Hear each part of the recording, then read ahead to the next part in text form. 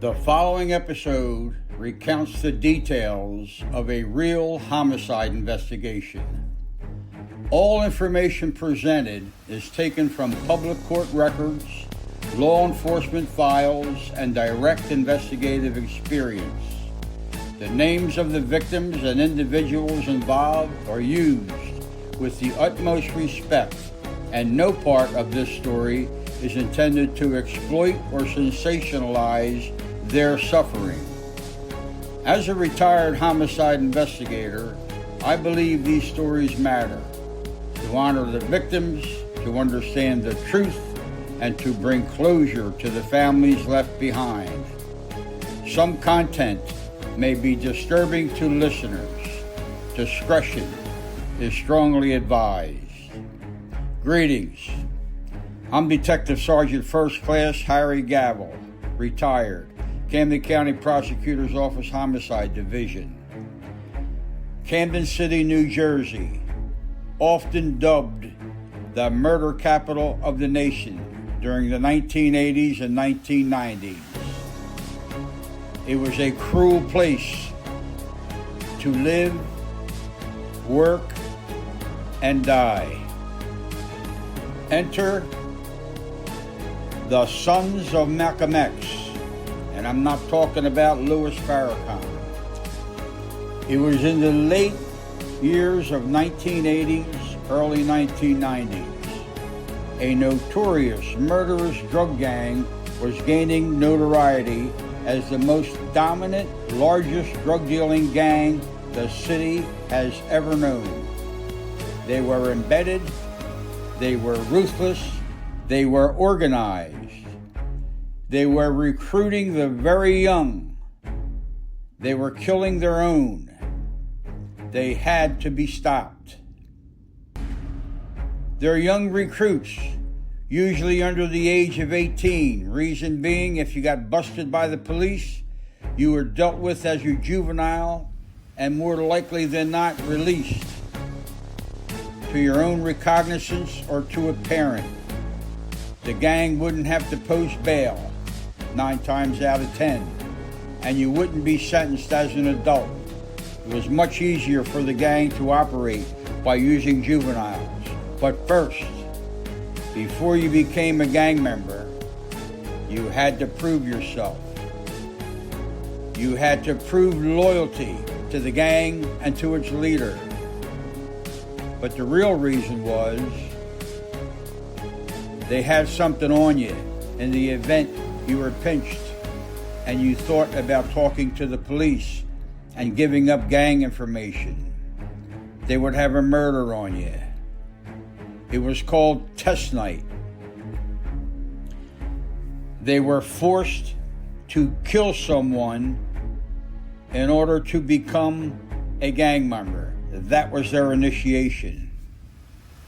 These murders would be supervised by 2 top lieutenants within the gang structure. The city was getting out of control with the rising numbers of homicides and drug-related crime. And then it happened.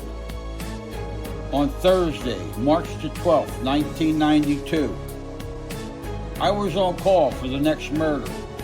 Suddenly, I catch not 1, not 2, but 3 young black men shot down, murdered in cold blood.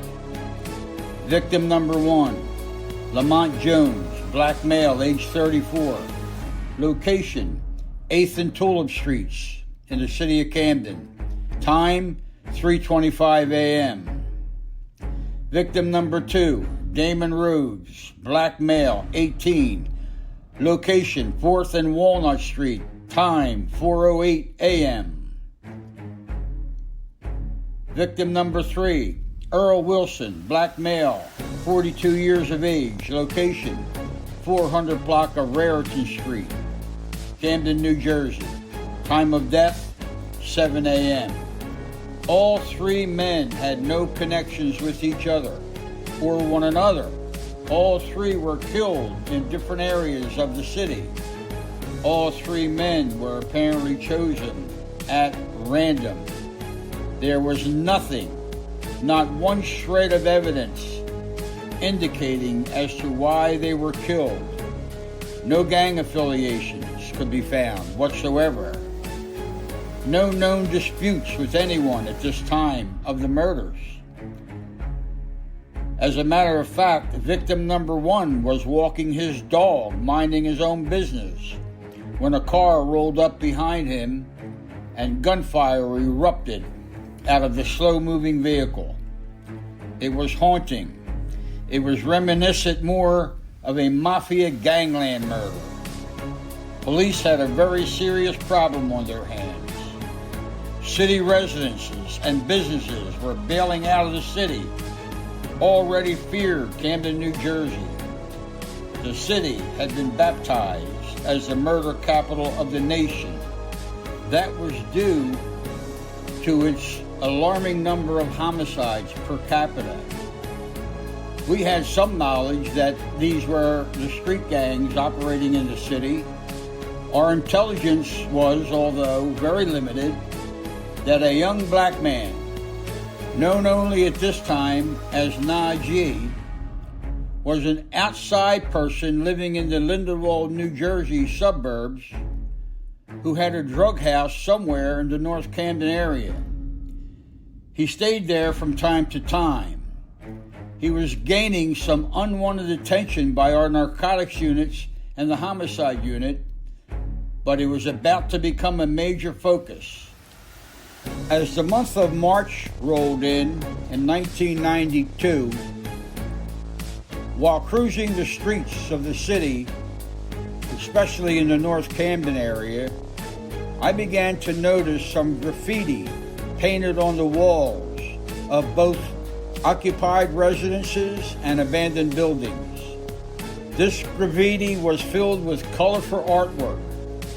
It depicted bent and leaning over tombstones with the names or nicknames of victims on them. Beside it would be a list of S.O.M.X, Sons of Malcolm X gang leaders. Their nicknames would be present. I then began searching our nickname files, both in Camden City and the prosecutor's office. Other murders were still happening in the city. During the interviews of suspects being arrested, we would learn, slowly but surely, there was a gang, and it was getting larger. And they were taking over drug sets throughout the city, muscling others that had the drug sets out of the way by force, at gunpoint, and sometimes by bloodshed. I recall eventually being able to piece together a flowchart of sorts, depicting some of the names of the gang members, including the leader. His name, Kevin Money, a.k.a. Najee, black male, age 31, Lindenwold, New Jersey resident, but he had drug houses set up in the North Camden area where he would frequent and base his operations from. The tentacles of his octopus reached far and wide. Right after my triple murder, actually 2 days later, on March the 14th, 1992, the Camden County Prosecutor's Office formed and organized the Violent Crimes Task Force, known as the acronym VCTF. The then prosecutor, Edward F. Borden, put in a call to the FBI, New Jersey State Police, DEA. He organized the Camden City Police Department and our officers from the Camden County Prosecutor's Office, utilizing as many resources as possible. This task force had a focus and a mission to investigate, infiltrate, wiretap, confiscate weapons and drugs, and dismantle and arrest and prosecute anyone affiliated with this gang. Armed with the flowchart I had created and the photographs that I had obtained depicting the graffiti outlining nicknames of Sons of Malcolm X members, the leaning gravestones with names of victims, The meeting consisted of the agencies I mentioned previously. Heading up our side of the initiative was newly hired ex or retired FBI agent Chief Philip Brown. I recall him taking my flowchart and information as if it were his own and presenting it in the meeting. A typical FBI ne'er-do-well, in my opinion. All he had to do was give some acknowledgement to the efforts already underway and being made by the members of his own office. But apparently, that was below him. From that meeting, the Violent Crimes Task Force was born. I told you, these stories are true. Interestingly, I was the only homicide detective who got assigned to the task force on March the 14th, 1992. I was immediately partnered up with a young New Jersey State Police trooper named Dean Rinaldi. We were tasked with the daunting task of solely concentrating on the murders being committed by this gang.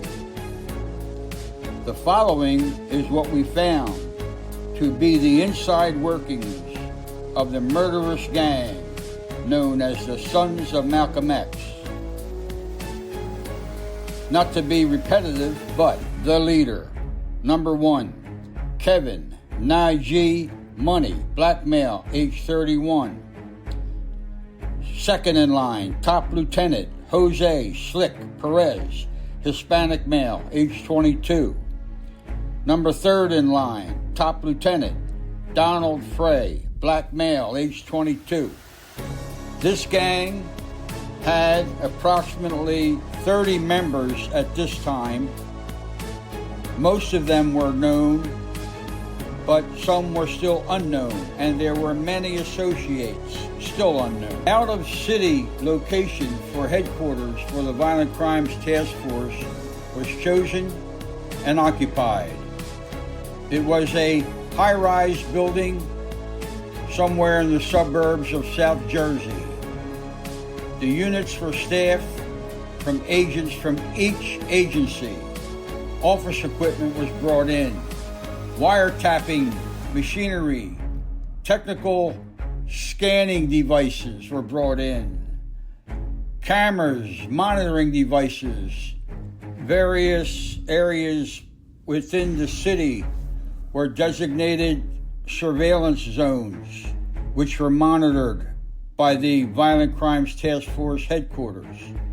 Support staff was brought in, and all the equipment needed to support the operation. Keys to the building were made and dispersed among the members. Parking spots were designated. It was to be a 24-hour, 7-day-a-week operation for the next solid year. During the early days of the task force, we learned that the North Camden Pine Point Park was being used as one of the outdoor meeting places of the gang. Their mission was to recruit young black males under the age of 18 and to place them at various drug corners, also known as drug sets, throughout the city. Their purpose, to deal drugs for the gang. If busted, they would be handled as a juvenile. If they talked, they'd be, quote, unquote, taken to the party. That meant gang members would be designated to kill them while they least expected it. We were gaining information very slowly but very surely. We were learning that whenever a gang member was arrested and we would extract information from them, if the gang believed that they had leaked information, their bodies would be found murdered very shortly afterwards. I remember a couple of occasions. During one incident, a patrolled uniformed Camden City police officer was patrolling alone in his cruiser in the area of North Camden. It was early morning. Fog was still laying low along the grassy areas of the city. He was down by a certain football field when he noticed smoke coming from the area underneath the goalpost. As he drove closer to determine what would be needed to extinguish if there was in fact a fire, much to his horror, he discerned what was smoking was the body of a young black man. He had been set on fire. The investigation revealed that he had recently been picked up and interviewed by the Camden City Detective Bureau. The gang believed that he had leaked some crucial information concerning the gang. A party was ordered for him. He was taken out to the football field by a couple of experienced members. He was told to do some pull-ups on the goalpost, which he did. While his back was turned, they riddled his body with bullets. He dropped to the ground.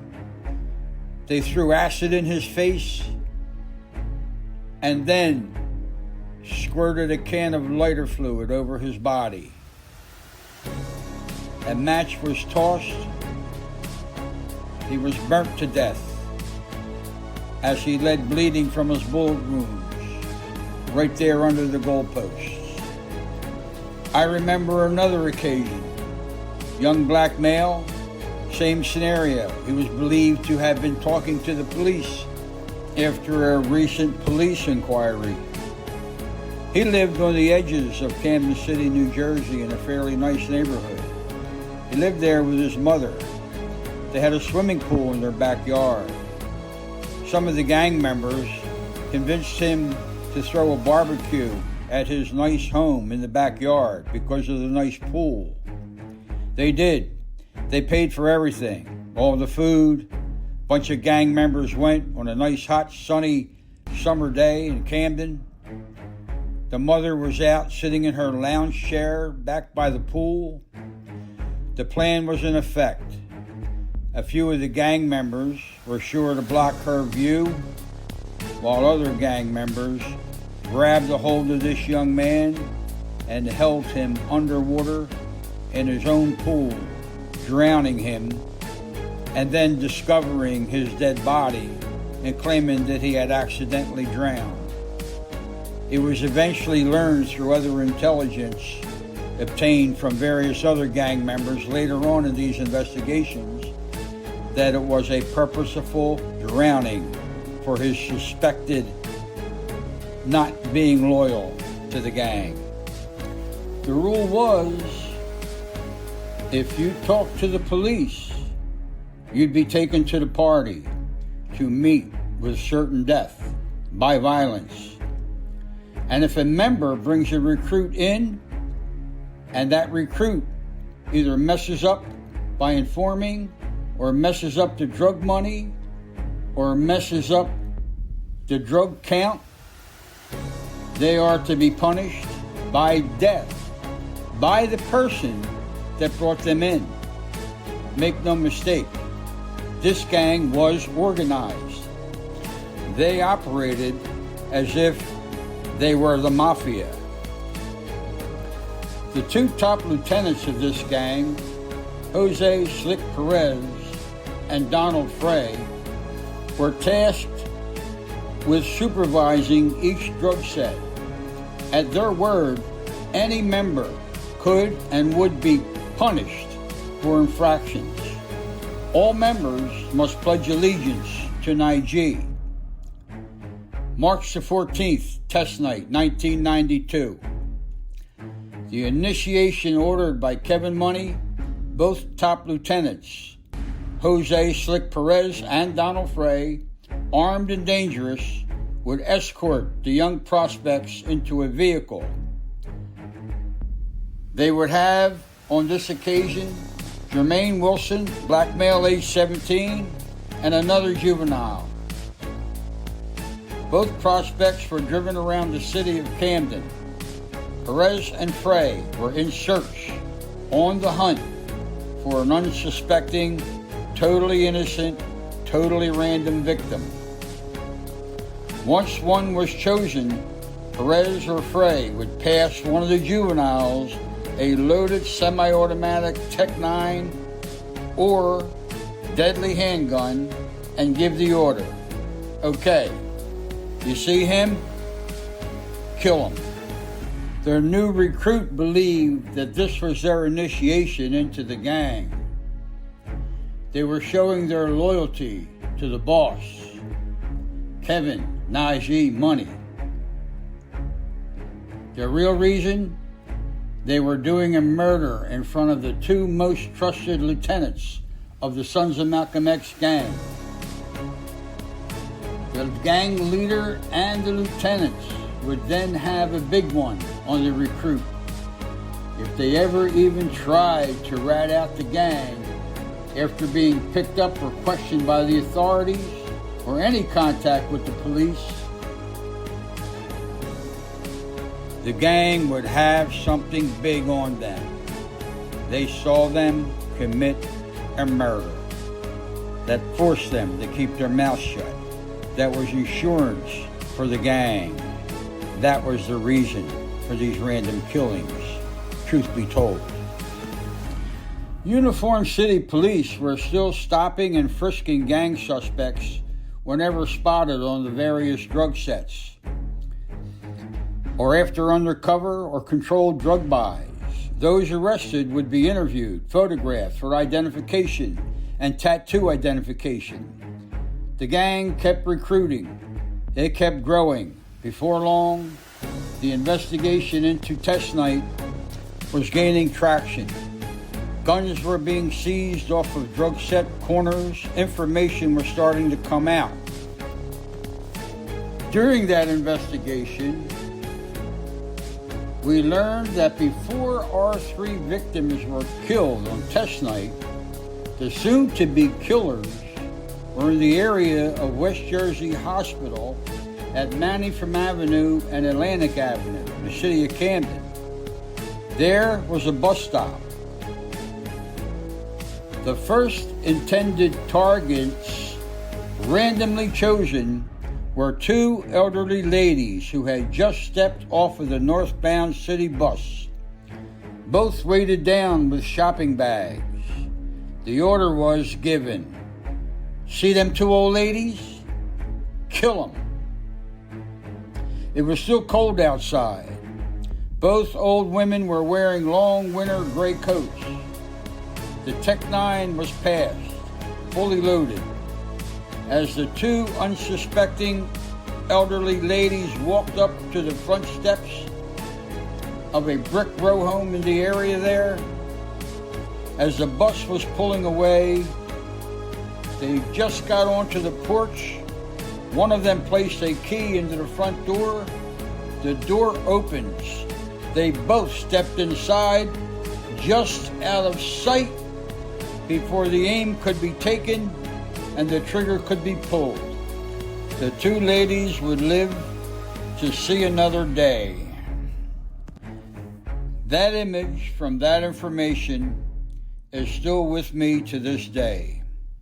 The thought of the recklessness, the callousness, the complete disregard for human life only tempered our commitment to the task force at hand.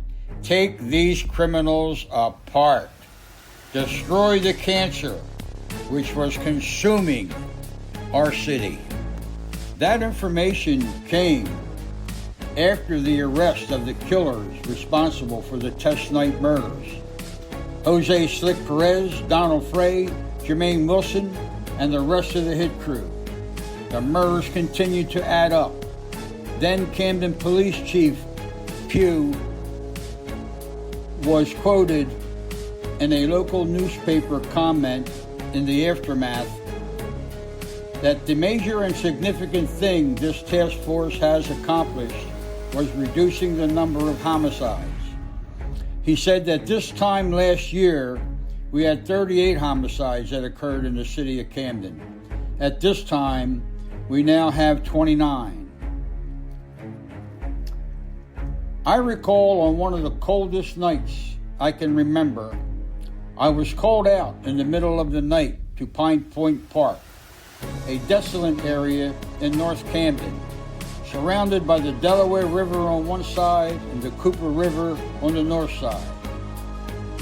The very same park where G, Kevin Money, would hold his Sons of Malcolm X meetings that were held outdoors in the warmer weather, that is. I was summoned to the park on this night to investigate a headshot victim, black male, who was found lying supine at the edge of the Delaware riverbank. He was identified. I will omit his name in order to protect the identity of the person who murdered him, who became an informant for myself and intelligence to the Violent Crimes Task Force. We'll call the person that killed him CI number 8. The victim, a Sons of Malcolm X member. He was shot coup de grace style, right through the forehead. The investigation revealed that his killing had been ordered by the gang leader, Kevin Money, aka G. It was ordered because he had witnessed a gang slaying and was to stand witness in that slaying for the prosecution.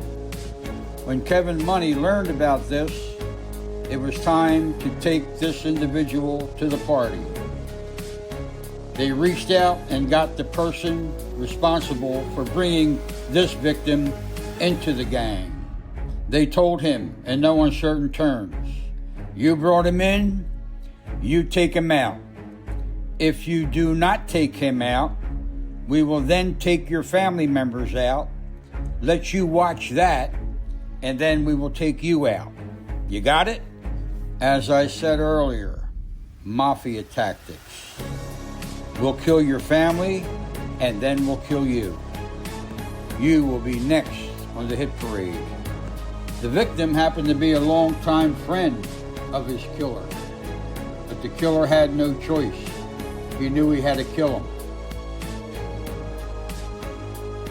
He knew if he didn't, he would first watch his family suffer, so he did it. He met with his friend, lured him to the park, who came willingly. He had no reason to fear him. At the park, the pair chatted in the dark, cold night. The killer pulls out a 9mm semi-automatic and shoots him. He falls dead to the ground. He then stands over the dead man and adds the finishing touch, coup de grace, right to the frontal lobe of the unsuspecting victim. At the scene of the crime that night, my then Lieutenant Bob Whalen made a rare appearance. It's freezing out. He sees me wearing a leather bomber jacket that has a large wool collar on it. The wind is coming up off of that river as if it's a sheet of ice smacking you right in the face. The lieutenant starts ribbing me about the fact that I'm wearing a fur coat. Well, guess what, folks? It was one cold mamma jamma that night. Before we left that Delaware River's edge, the good lieutenant was asking me how much I wanted for my fur coat. Soon enough, we had developed information pointing us to the name of the shooter in this case. We began the search for the shooter. He was nowhere to be found. He was a ghost, nowhere to be found. I remember locating a girlfriend of his who was living in a subsidized apartment in the city. We went to her on a few occasions. We believed that she knew his whereabouts, as they had a small child together. At first, she stonewalled us completely, but eventually, with some pressure being applied, she told us. She told us that he had boarded a flight to the state of Utah. We determined that he did so very shortly after the murder victim was found in the park. The short and long of the story is that we applied for a UFAP warrant from our FBI members who are working with us on the Violent Crimes Task Force. UFAP, UFAP stands for Unlawful Flight to Avoid Prosecution Warrant. We then sought out and contacted the FBI authorities located in Utah. We supplied them with our intelligence of our suspect, and in short order, they had located an apartment that was in the projects where he was believed to be hiding out. They conducted a surveillance, which resulted in the suspect being captured. He was being held at a local jail there in Utah. We were notified. A Camden detective by the name of Louis Mazechek was assigned to travel with me to Utah on the next flight out. We flew out of Philadelphia International Airport. We landed in Utah. Our suspect had been remanded to the custody of the jail there after his arrest, and he was then, after being processed, remanded into my custody. After an overnight stay in Utah, we boarded the return flight to Philadelphia. The suspect was handcuffed to me. We sat side by side in the airplane for the long ride home. On the flight, about some 30,000 feet in the air, after becoming acquainted with my suspect, I advised him of his Miranda rights, which he waived, and I began questioning him as to the homicide of the victim that was found in Pine Point Park. During this interview, I felt that the mood was right, and he seemed ready. He was in fear of the gang, but he also was very tired. He was tired of running. He was tired of being in the gang. He was tired of being threatened. He was tired of the idea that his family could be threatened or killed based on his actions. It was just too much for him. He wanted out. He even expressed that he was fed up with the amount of killings that they were doing.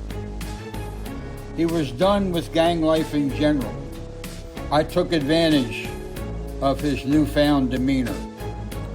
He provided a full and detailed statement of the reasons for killing the victim in the park. The direct order, according to him, and the direct threat to do the killing, according to him, came to him directly by the leader of the gang, Kevin Money. I was able to later link Kevin Money to that murder based on the statement of this witness. There was also a trove of gang intelligence which was extracted, including the 5 whores and the hobo. The 5 whores and the hobo in my line of work is the who, what, where, when, whys, and hows of the investigation. Information was supplied on several other homicides that the sons of Malcolm X had committed. He became my informant. Daily gang drug activity was interrupted every day. There were drug sweeps, gun seizures, large-scale drug shipments intercepted. It took time to map out all the various locations where drugs were being distributed. Some were obvious street corner drug sets, others were indoor houses, abandoned buildings, and some fortified properties. It wasn't an easy task, but we were definitely banging down the walls with our sledgehammers. It was Saturday, April the 10th now, 1993. Jose Slick Perez, one of the top lieutenants, second in command in the Sons of Malcolm X gang, was being held at the Camden County Jail. The jailbreak. Slick had been being held at the Camden County Jail since his arrest on December the 25th, 1992. The brutal murders of the 3 innocent victims who were randomly chosen and killed on the crime spree of Test Night, which was orchestrated on March the 12th, 1992, as stated previously. A 4th murder was also recorded on the same night. A 5-hour killing test to initiate your new recruits, their new inception into the gang, in order to cement their loyalty to the gang. Just after 3 a.m., Jose Slick Perez and 4 other violent inmates commit a brazen, unprecedented jailbreak from the then $40+ million facility holding them. The jail was built in 1988, located at 3rd and Nickel Boulevard in downtown Camden, New Jersey. It had never been breached before since its birth. The overcrowded jail went into complete lockdown after an on-duty guard, out of the corner of his eye, caught what he believed to be a man free-falling from one of the upper floors of the facility.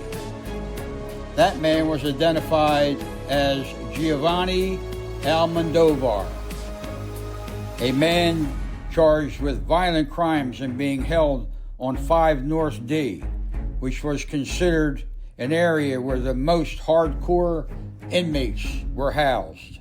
The officer who made the observation was Lieutenant Ronald Conklin. The lieutenant was on the 2nd floor in the lunchroom when he made this observation. The inmate was found to be still on the property, lying with a severe head injury. He was immediately transported to the Cooper Hospital under guard. He was placed in critical condition. 4 others had made it out. Correction officers did not know the extent of the escape immediately.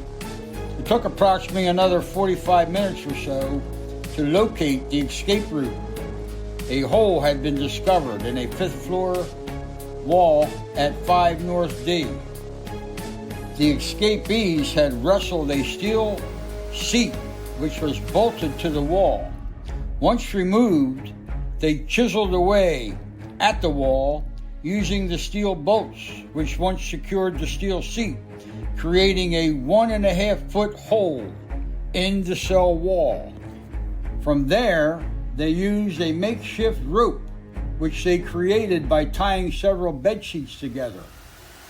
One by one, they assisted each other to squeeze through the tiny hole, using the tied bed sheets to climb down to a ledge on an exterior wall which was several floors down.